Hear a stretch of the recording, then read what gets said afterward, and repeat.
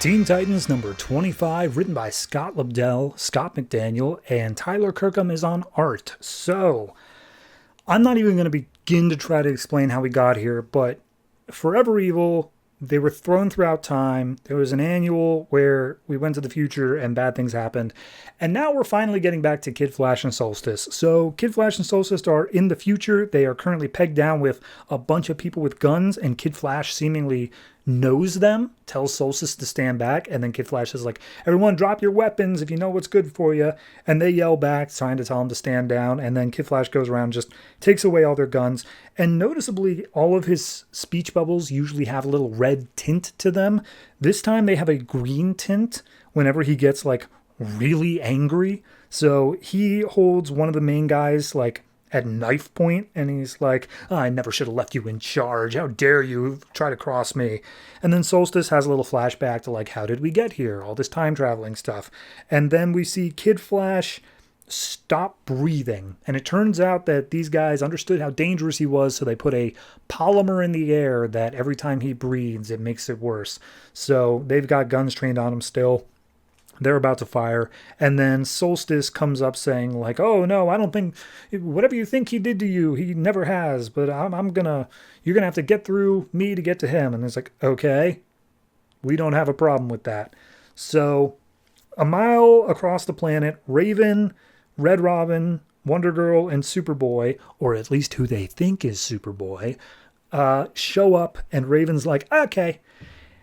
We are in the distant future and also on another planet. My powers are zapped. I am not going to be able to do anything right now, so I need to rest."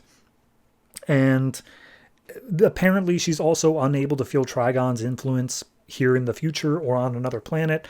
I don't know. Regardless, as they look up in the sky, they see a bright flash and they're like, "That's got to be Solstice's power. Let's go. We got to deal with that." So, oh, by the way, Superboy is also unconscious and is just being carried by Wonder Girl after the events of the annual. So Solstice and Kid Flash are just fighting against all the gunmen, and Kid Flash takes down one of them and just starts like really beating him way too much. Like his hands are bloodied and he still keeps going.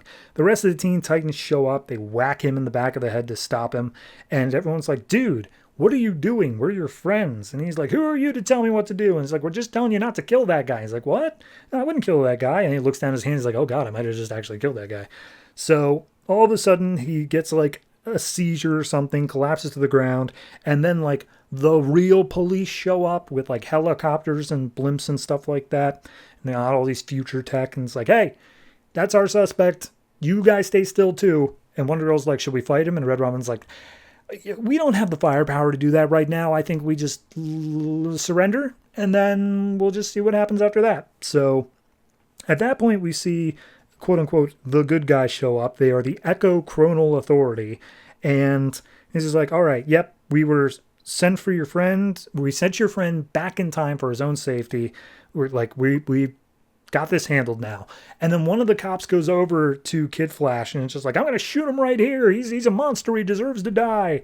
And then the head, whose name is Brain 3, is basically like, "Hey, that's not our orders. Stand down." And the soldier doesn't stand down. So Brain 3 shoots him in the back and kills him.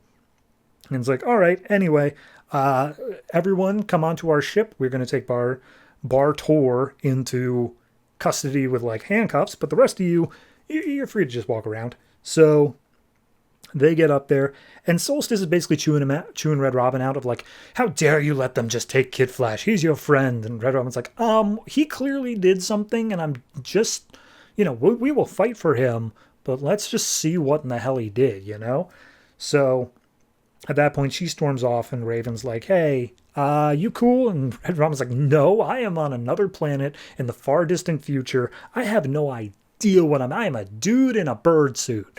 What am I doing here?"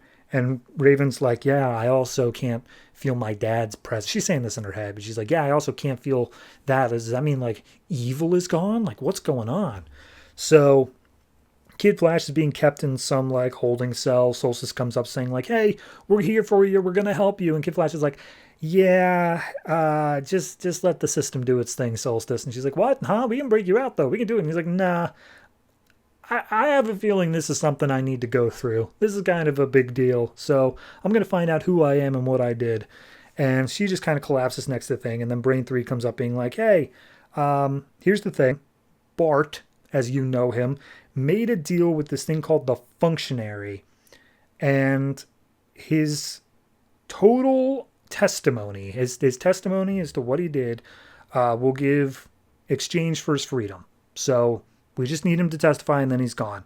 And everyone steps up being like, hey man, no problem. But like, what did you do? And Kid Flash is like, I don't know. I can't remember. And so Brain 3 reaches into the back of his head and says, no, we got your memories right here. We'll go ahead and pull them up.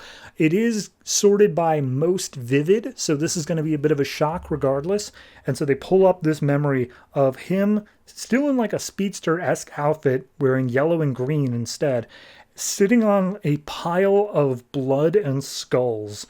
And everyone's like, Jesus Christ, man, what?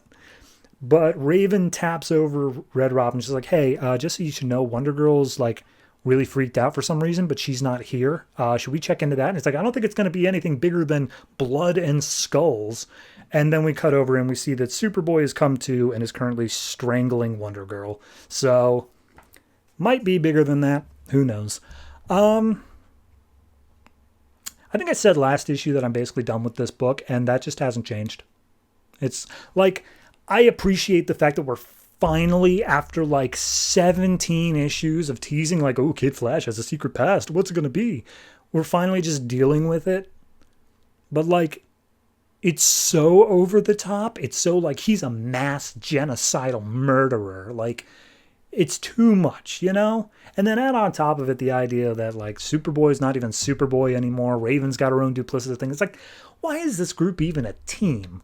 Like, none of them are trusting each other. None of them, like, care. It's all just duplicitous back alley deals the whole way through. I don't know. I don't care. I just don't care. That's the long and short of it. I just don't care. And this book has given me no reason to care. I will say at least this has followed just everyone's in one place and it's just one straight shot story. Down for that. Thank you. But beyond that, I can't give it above like a 5. It's just... It's okay, but it's still like it's just barely scraping okay because of everything that came before it. I can't just forget 24 issues and 2 annuals that have led me to this point. So yeah, 5.